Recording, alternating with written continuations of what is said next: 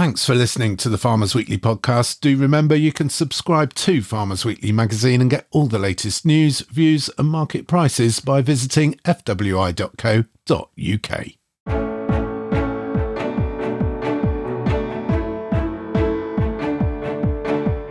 Welcome to the Farmers Weekly podcast. This episode recorded on Friday the 4th of October 2024. From the Farmers Weekly news desk, I'm Johann Tasker. And I'm Louise Impey. In this episode, a better year ahead, has UK dairy finally turned the corner? How farmers are joining forces to get fairly paid for landscape recovery. We've all the latest commodity prices and we speak to the newly crowned Farm Champion of the Year. And another step on the road to UK farmers growing gene-edited crops. The Farmers Weekly podcast. But first, the impact of the forthcoming autumn budget on farming was a hot topic at the Conservative Party conference in Birmingham this week. Due to be announced by Chancellor Rachel Reeves on the 30th of October, Labour's first budget is expected to see cuts across government departments. Tory MP and former Defra Secretary Steve Barclay, now in opposition of course following this summer's general election, said it would be wrong for Labour to claw back unspent money from Defra when it should be spent on farming. Here's Mr Barclay talking to Farmers Weekly's Phil Case. Well, I'm very concerned that the Labour government is deliberately creating underspends in budgets such as the £50 million of additional flood relief support that was announced in May, or the £75 million of support for internal drainage boards that was announced by the then Minister Robbie Moore. And the big difference was when there were underspends previously under the Conservative government, as SFI was getting up and running, that was retained within the Defra budget. So that is why we were able to announce the extra capital grants at the NFU conference, with the budget going from 2.4 to 2.6 billion pounds this year, because those underspends were retained within the Defra budget. The concern as we look to the forthcoming budget at the end of October is whether Defra ministers have lost the battle with the Treasury, and not only are they creating underspends by going slow on established schemes such as the Internal Drainage Board funding, but also if that money were to go back to the Treasury, then that would be hugely detrimental to the farming community. Former Defra Secretary Steve Barclay talking to Phil Case. Phil also caught up with NFU Deputy President David Exwood and asked him whether Mr Barclay's concerns were justified. So look, I think there was some honesty from Steve Barclay about how things have been and where they've been, but also there was some frustration, and I have some sympathy for him that they had announced before the election money for IDBs and also the money for the £50 million of the Flood Recovery Fund, and it hasn't been delivered. And it's a major frustration of ours. We've got this huge policy vacuum from the new government. And we know the policy's there, we know the work has been done, it's just nothing has come out. And when we're seeing, flooding and rainfall, real concern from farmers about another repeat of last year, and we're still waiting on last year's policies. So, there was a bit of that from Steve Barclay too. And Mr Barclay mentioned that Labour is conducting a go-slow on the policy, on the budget announcement. Is this something which is really eating away at farmers? Farmer confidence is really low, and we're seeing a double whammy at the moment of lack of confidence. They're seeing, threats to the Defra budget, and that is undermining the confidence that the policies. It's not just about the money, but the policies are going to be there for in the future that will help them support them. But when you have a total policy vacuum beyond that as well, that undermines confidence as well. So there is a real frustration and a real challenge just when farmers need clear direction, clear political signalling and leadership. They're getting nothing. And finally, there's been so much talk about this £22 billion budget black hole from the Labour government. What's the best case scenario now for farming?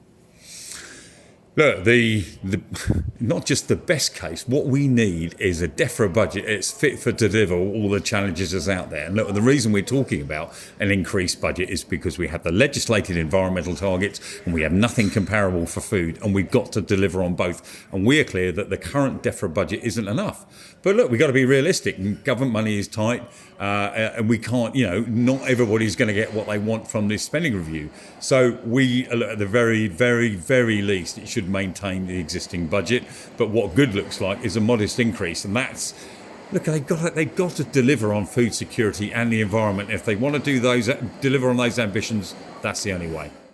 SMFU Deputy President David Exwood talking to Phil Case at the Tory party conference in Birmingham. And Phil joins me now. Phil, some fighting talk there from Steve Barclay. What was the general mood like at the Tory conference? Well, the atmosphere really mirrored the weather outside. It was pretty gloomy. It was a fairly drab evening. But the Conservatives, they were talking up their chances in the future, and they were saying they really wanted to rebuild trust with farmers.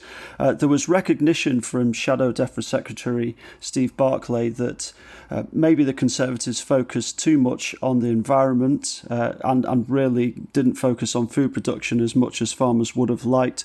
Although Mr. Barclay did say that he felt that the environment and food production were two sides of the same coin. And this underspend, Phil, this £358 million that Defra hasn't spent that it could have spent, there's concern that the Treasury could claw that money back in this month's budget.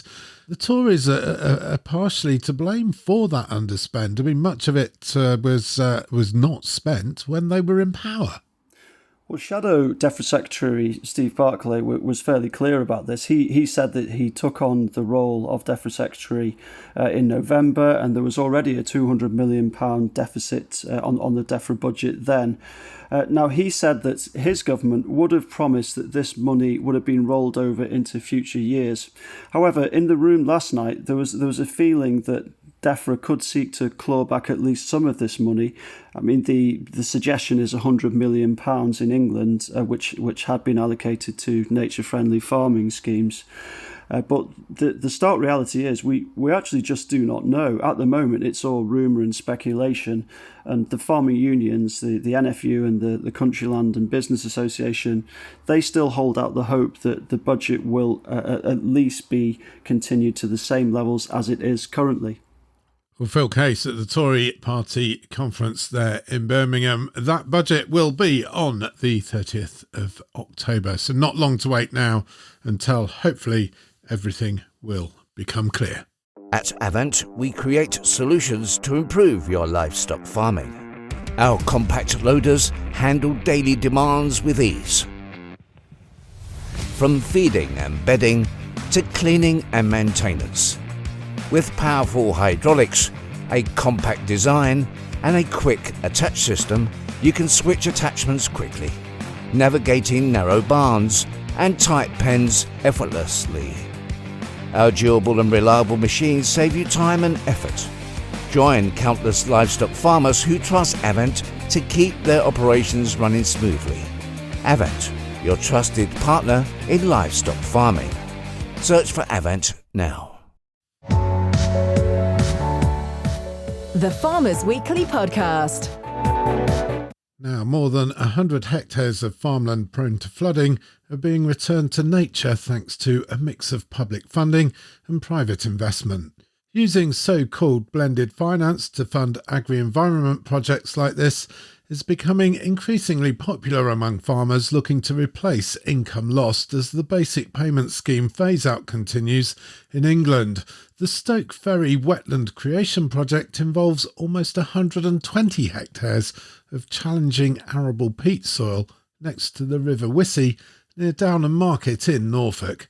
The project's a partnership between Alban Wise Environment, a sister company to Alban Wise Farming, and the corporate partner is UK law firm Mills & Reeve. Alban Wise Director Mike Edwards and Mills & Reeve Head of Sustainability Jessica Wilkes-Ball told me how the project works, and I started by asking Mike how the two companies got together. We've been working on a wetland creation project at Stoke Ferry for a couple of years now, and I met with Mills & Reeve actually to talk to them about what they were doing for their corporate sustainability, and it really came up in conversation. There were kind of quite a few nice parallels between what sort of project they were looking for and what we maybe had to offer at Stoke Ferry. And what are you doing at Stoke Ferry? So we've got about 100 hectare block of arable land that we are looking at re-wetting. So it's peatland, it's quite difficult to farm, it's been a bit problematic over the years. So we're looking essentially at a peatland re-wetting biodiversity creation project there. And Jessica, what's in this for you as Mills and Reeve? Well, firstly, we got to go out and see the site, which was one of the best days out I think we've had. But I think for us, it goes back to that corporate sustainability piece and investing in biodiversity projects that are local to our offices, that have a meaning to our people, but also working with one of our really valued clients to invest back into nature and into the environment, and hopefully create a project at the end that the wider community can enjoy, but also have some benefits around carbon sequestration as well. So as a law firm, you are part funding this? Yes, we are. We've put money into some eDNA testing. And what's that? So environmental DNA. So we took some, it's very basic, took some soil samples, put them into some lovely looking liquid, and they got sent off, and they are currently going through the process of working out exactly what microorganisms are living in that soil. We also went to a neighbouring site to do some comparison testing against a wetland that's already quite well established, so we can want to see what the actual biodiversity makeup of that land is. But the sort of longer term aim for us is, well, what's the next phase? And we want to continue to work with Alban Wise on a long term project at Stoke Ferry, but also invest in other monitoring. We've talked about things like acoustic monitoring as well, which I think would be really exciting on the site. But also, what are the other opportunities around, supporting the local environment, but also, local job creation as well, which is something that we're also keen on. Mike, this is part of the blended finance model, I guess, of not only public money for public goods, but also private money for public goods as well. Yeah, absolutely. It's exactly that. And it's this kind of area we're exploring where there are obviously agri-environment scheme funding that would be on the table for this, but we actually think the project, given the land use change we're going to do, needs to be supported over a longer term, which is where we're starting to look at that blend of public and private finance. So the piece of land is also in one of the landscape recovery schemes. It's probably a couple of years off now before that will actually come to fruition. But having a strong corporate partner on board with us from the beginning is a real plus point for the project. And Jessica, I guess for you, it's going to be better from Mills and Reeve point of view that you're funding something that's local rather than something that is thousands of miles away in a rainforest somewhere. Yeah, it did come down to that credibility point and that visibility piece. We've heard a lot about that today, and I think being able to track and trace exactly where your investments are going is vitally important, not just for landowners, but also for us as a corporate business. We employ hundreds of people over in this part of the country, so for us to be able to say, look, you can go and live, see, enjoy, listen, and really immerse yourself in the environment that they know that we've had a hand in starting to restore, which for me it's the reason that I came into this field, and it's the reason that it's probably the most exciting project I think I've ever done. I'm just absolutely delighted to be able to do it in this part of the world. That's Jessica Wilkes-Ball from Mills and Reeve, and Mike Edwards from Alban Wise. Now, similar projects were highlighted at this week's Norfolk Landscapes Conference, a one-day event which brought together more than 380 farmers, land managers and environmental experts at the Royal Norfolk Showground near Norwich. The conference saw the launch of a roadmap outlining ways that farmers can generate revenue by improving the environment. The study was co-authored by Michael Mack of Anglia Rural Consultants. Green finance was one of the topics we explored in detail. We found it was fascinating. You'd always find one person who knew everything about it, and then half the room would sit there and go, I have no idea what you're talking about. And this is a government's big agenda to say, well, actually, we need to get business investing in the environment, and we can generate £1 billion of investment. But if these businesses don't understand it, if it's too complex, or they don't have the support mechanisms around them to access it, then it's never going to work. And there was a lot of scepticism about green finance. A lot of people really thought it's not really going to ever achieve anything. So that needs to be proved that there are real life case studies coming through, but we need to start seeing them on the ground, and we need to start showcasing to other businesses and organisations that it can work. Michael Mack, thank you very much. Thank you.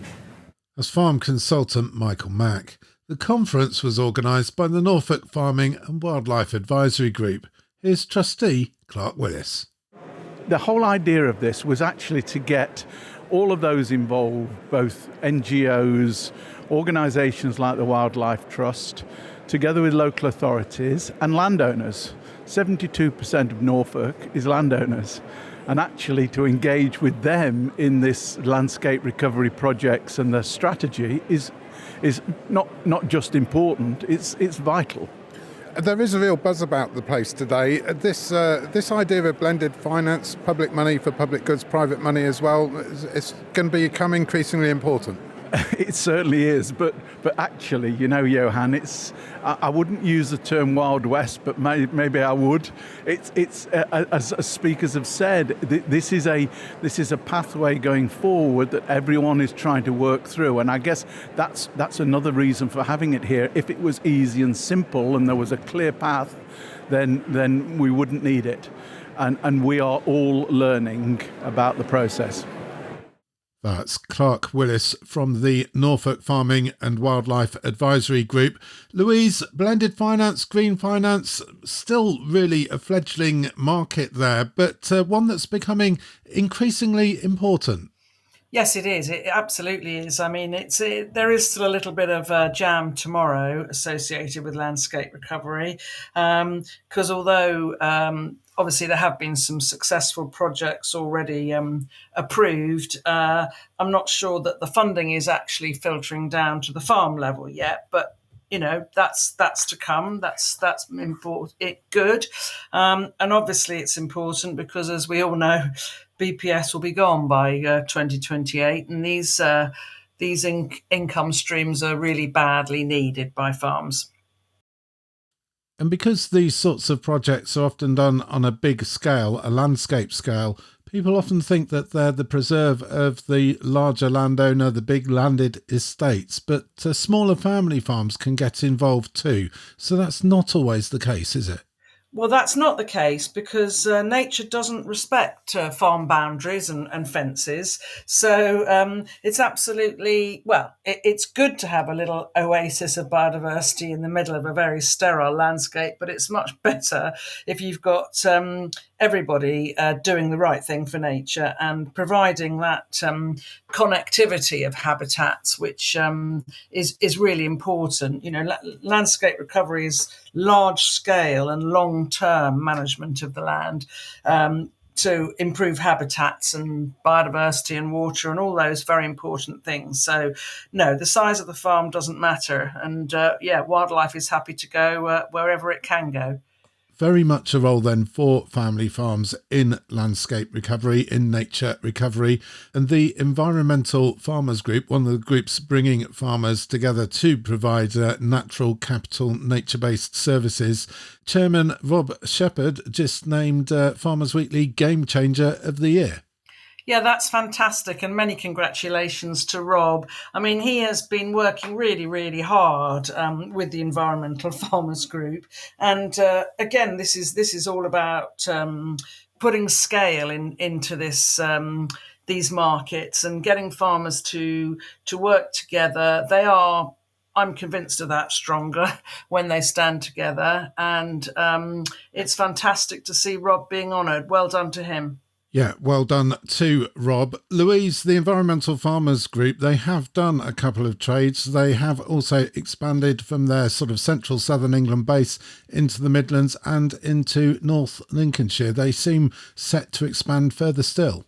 Oh, yeah. I mean, they are really gaining momentum. And I think, behind a lot of this, you have to think about the buyers of these services from farms, because I'm convinced that they would much rather deal with one organisation than lots of little individual farms. Well, for most things in that market anyway.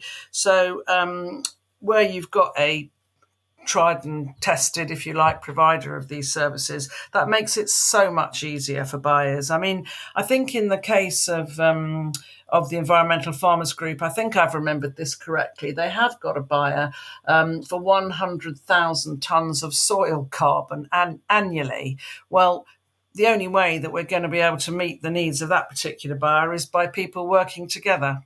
Working together, strength in numbers, and the ability, of course, to provide something when you've joined forces that you couldn't do on your own. That mix too of public and private finance, green finance, blended finance becoming increasingly important. Louise, thank you very much. The Farmers Weekly Podcast. Now, in a moment, this week's market prices. But before we do, Welsh bidders were out in force at Carmarthen Livestock Mart for the dispersal of the Gatrog herd of Holsteins this week. Fast and furious bidding was the order of the day, with the majority of the herd purchased by buyers from South Wales. Trade was strong from the outset, even for senior cows, and only a dozen or so of the milkers made under 2,000 guineas. Top price was 4,700 guineas for the very smart second calver Churchvale Dorman Jody, fresh with her second calf and giving over 40 kilos. Auctioneer Tom Brooksbank of Norton and Brooksbank said the sale showed the high regard that the Thomas family and their Gatrog herd were held in among Holstein breeders. All good stuff then for everyone involved in a week which saw the dairy show taking place and also the launch of a new report showing that rising milk prices mean the outlook for dairy is significantly brighter for the year ahead. That's according to the annual milk cost of production report by Old Mill and the Farm Consultancy Group. Andrew Vickery, Head of Rural Services at Old Mill. We've done this survey now for many years, and that difference between the top and bottom 10% is very, very eye-opening. Some very strong performers, and not necessarily linked to one particular production system or type of block calving all year round or any trend like that. Just some very, very good operators in the market, and in contrast, some not operating as well. And when we think of that in the context that many of the higher cost, lower performing producers will probably have left the market in the last few years, again, that remains quite surprising. It has been a challenging time for the sector, not just in terms of milk prices, but the ever-present challenge of bovine TB, labour shortages, succession challenges, also the weather. But it looks like we could have turned the corner.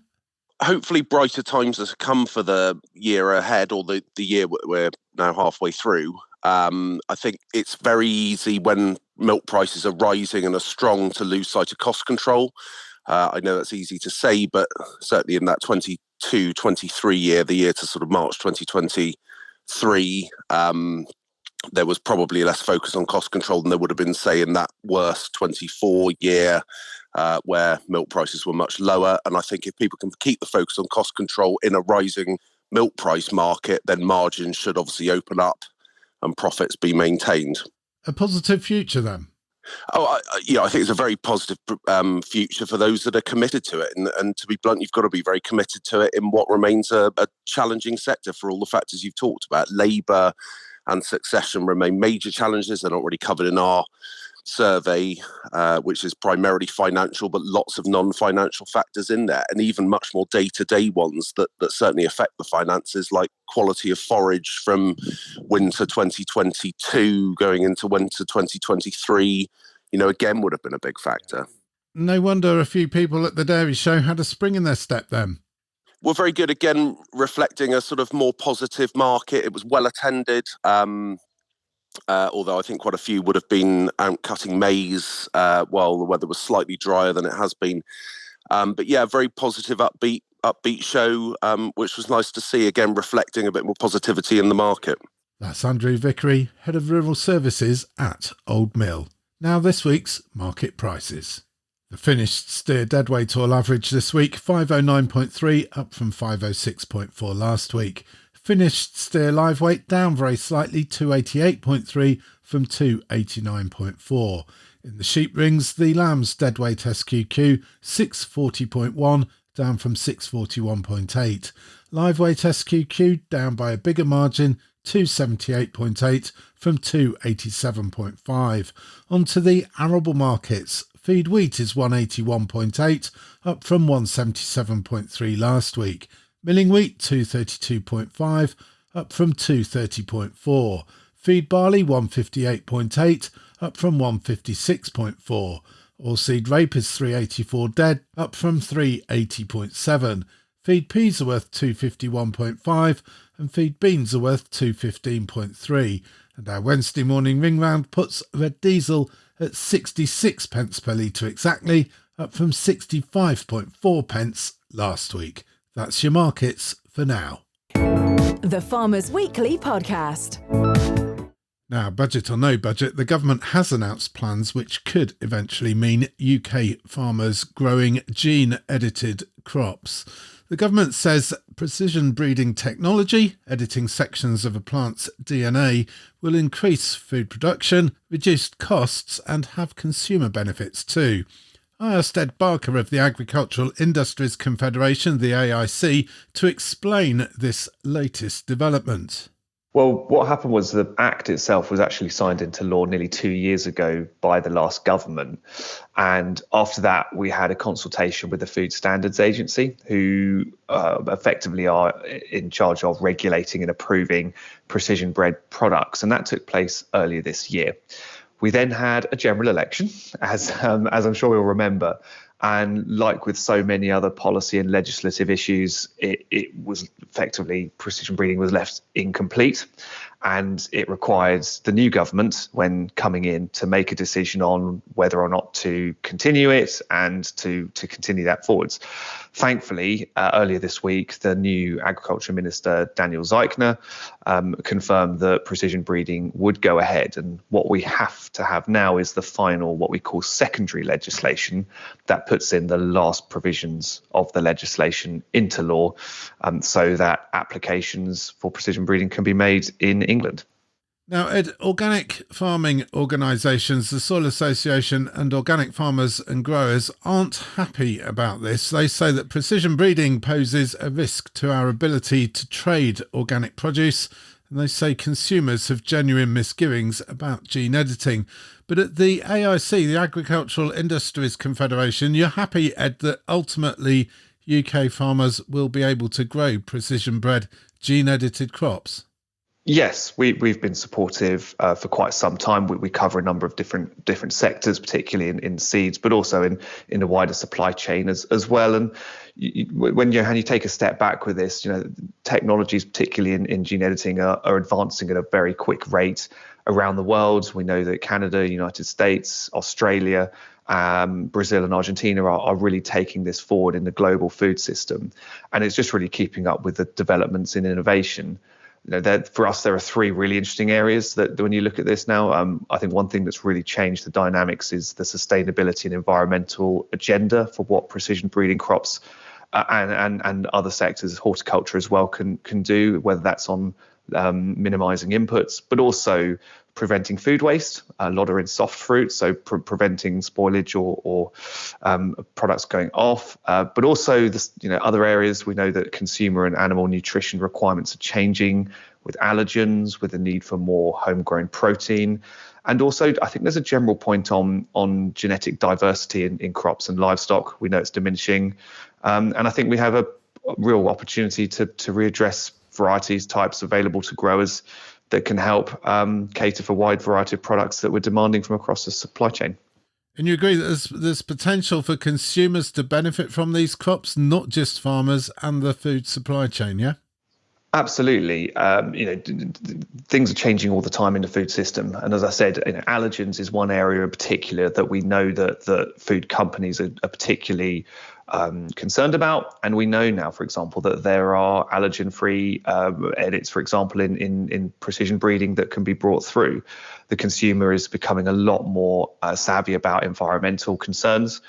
We know when speaking to retailers and others that they're really exercised about, like I mentioned, homegrown protein, particularly in livestock, less dependency on soya and other proteins.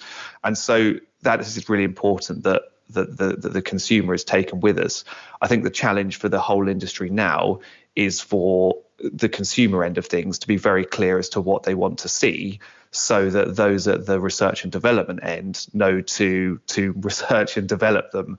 And we've got to try and make sure that as a whole supply chain, we're all on the same page with what's required, because there are so many different types of precision bred product out there that you obviously want to make sure that you're meeting what's the primary interest for consumers. Ed, thank you very much. That's Ed Barker of the AIC. Now, one farmer at the forefront of the development of gene-edited crops in the UK is Tom Allen Stevens, founder of Boffin, the British on-farm innovation network. Tom's leading a project called Probity, which will see 3 gene-edited cereal crops grown in commercial trials by farmers. This is a really exciting opportunity for farmers to get involved in this new technology. And what we're doing as part of the project is it's not just about bringing these cereals forward. We're also going to be gathering farmer views on it, farmer opinions. There are going to be an awful lot of farmers who really value the opportunities here, but there are going to be concerns as well. And we want to bring those concerns out into the open, have a really transparent and open forum in which to have that discussion about this new technology, the benefits and the potential concerns around the technology as well. Because at the end of the day, Johann, it's going to be farmers bringing this into the field. And it's going to be really important that farmers have the confidence to grow this technology. It's not going to happen unless farmers are confident that this is something that's going to benefit them. And that's what this project is all about. And Tom, the Probity project, where exactly are we with it right now? Yes, so we're going to be launching what we're calling the Sequence Circle, which is going to be a place for farmers to bring their views, to bring their concerns, their opinions, the opportunities that they see for this technology, and also, ask the questions. We're going to have scientists there as well. The best scientists in the country, some of the best scientists in the world, actually, who know all about this technology, who can address any concerns that people have with it, and also bring out some of the information behind the science behind it. And we're going to be looking in quite a lot of detail at the discussion going on there. So we're bringing in the University of Nottingham and their social science department to have a look at that conversation and to really understand where farmers' concerns are. And that then feeds back to government, to the industry, so that we can understand how farmers primarily want to take this technology forward. But we're also looking at food manufacturers as well and their concerns, and plant breeders as well. So all the significant stakeholders in this throughout the food chain to really understand how best to use this technology that is going to give us the potential benefits there are some really quite significant potential benefits here. One of the exciting things that we're doing as well, Johann, is that we have within the partnership on this project, we have some food manufacturers, so biscuit manufacturers and cereal manufacturers, and they're going to be some of the product that we're multiplying up, and then we're going to be growing on commercial farms. They're going to be turning this into biscuits and breakfast cereal to see just how it performs through the factory. Is it going to give the promises that some of this technology is promising at the food end? And that's going to be a really important aspect. And again, we're going to be looking very much at not only the technical difficulties there, but also how people feel about it as well. And how people feel about it is really important. These plans, Tom, announced by Food Security Minister, Farm Minister Daniel Zeichner, welcomed by the Agricultural Industries Confederation, and we had Ed Barker from the AIC on earlier. Organic farmers, though, Soil Association, organic farmers and growers, as I said to Ed, they're not so happy. Yes, absolutely. And this is one of the key things that Daniel Zeichner announced. It's really good to hear that they want to push forward with what the previous government did on gene-edited crops, and to bring forward that one of the important things about this is the secondary legislation so they've passed the primary legislation that's paved the way for these crops to come out into our fields. But we need the essential secondary legislation, and that is around food safety, and it's around coexistence as well, importantly for farmers, and it's around how plant breeders are going to view these new traits. So just looking specifically at coexistence, yes, there are going to be obviously farmers, especially organic farmers, who will choose not to grow this technology when it comes out into the field. They need to be confident that the technology that they bring on, that the seed that they bring onto their farm is what what it says on the tin, so to speak. And so we need to learn, we need to understand what sort of coexistence guidelines we have to give those people the reassurance that the crops that they specifically don't want to be precision bred are not precision bred, and there's been a lot of discussion and a lot of consultation about that, and so they are quite a long way forward in where that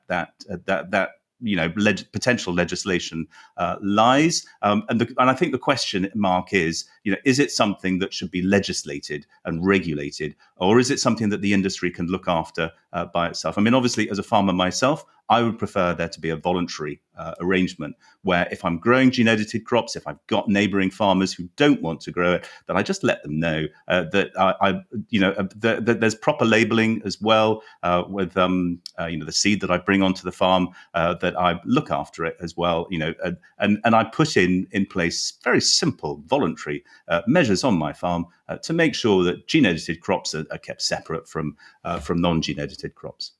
Tom Alan Stevens from Boffin and the Probity Project, thank you very much. Joined now by Louise Impey, Farmers Weekly specialist arable reporter, who's been following developments very closely when it comes to gene editing over recent years. Louise, another step along the road to precision-bred crops. Yeah, another step, a significant step, I think, in that it's the Labour government now putting this through. It's something that was started by the last government. So this is the secondary legislation. It was the Precision Breeding Bill was passed in 2023. So this is the next step, as we said, and it has been received very well by most people. When you say most people, Louise, the Agricultural Industries Confederation, yes, they've welcomed it. Organic farmers, much less so. Beyond all of this, though, it's going to come down to consumer acceptance, isn't it?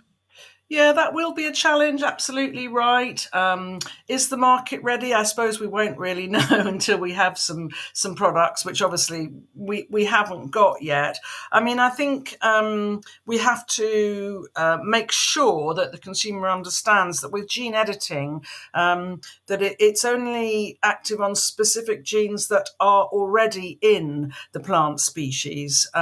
We're not introducing, genes from another species or anything like that. So it is a much more precise and targeted approach where you are, you're targeting and altering genes or parts of genes. You're not doing anything more than that. So it is a faster technique. It's a lower cost technique.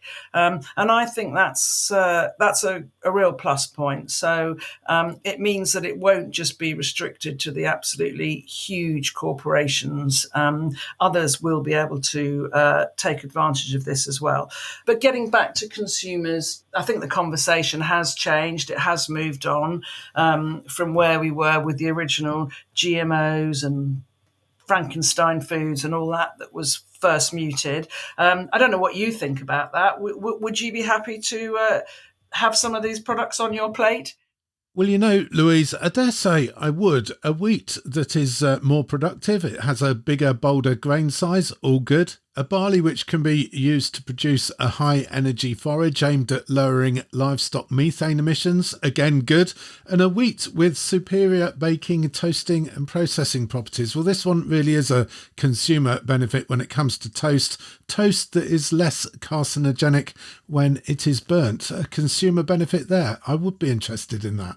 Absolutely. I mean, those health benefits, you're right on that. Perhaps that is the way that these things have to be marketed. I mean, one of the developments has been a wheat that would be possible for celiacs to eat. Well, that would be an amazing development, quite frankly, and it would avoid some of the problems that they can have with contamination with foodstuffs. So these are some quite exciting things, and perhaps we need to really make a great deal of the consumer benefits and the health benefits to get everybody on side.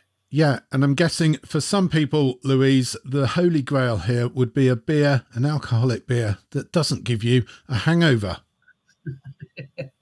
Well, each to their own, Johann, each to their own. The Farmers Weekly Podcast. And finally, former international rugby referee and Welsh farmer Nigel Owens has been named Farmers Weekly Farm Champion of the Year.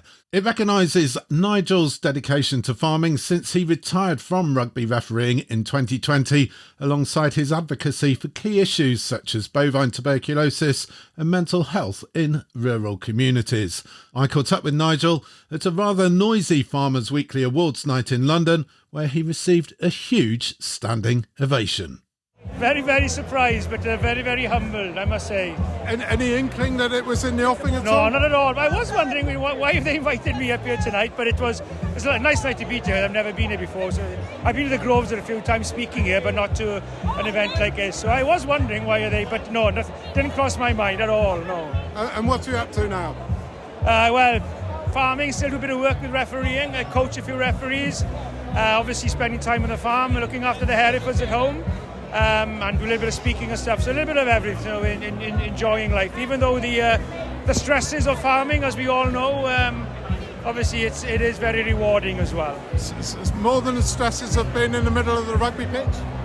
On occasions it is, actually, it is, yeah, especially when that TB test comes round annually, but yeah, it has its stresses, as we all know, but it can be very rewarding as well, yeah. Well, congratulations and enjoy your evening. Thank you very much. Very kind of you. Thank you very much. You're welcome. Pleasure. Thank you. As Farmers Weekly Farm Champion of the Year 2024, Nigel Owens, former international rugby referee, now a Welsh farmer and a great ambassador for the industry. And to catch up with all the latest news and indeed all the latest winners of the Farmers Weekly Awards, simply take a look at this week's magazine, October the 4th, 2024, also online at fwi.co.uk. Well deserved, and congratulations to all our winners, all our entrants, all our finalists, and well done everybody. A great night was had by all. That's it for this week's episode of the Farmers Weekly podcast. Do remember to subscribe to us wherever you get your podcasts, and if you really like what you hear, do leave us a 5-star review. Remember, you can email us at podcast@fwi.co.uk, and if you're in the UK, you can also message us by texting the word farm followed by your message to 88440. We'll be back next week with another episode, but in the meantime, thank you for listening. I'm Johann Tasker. Goodbye. And I'm Louise Impey. Goodbye.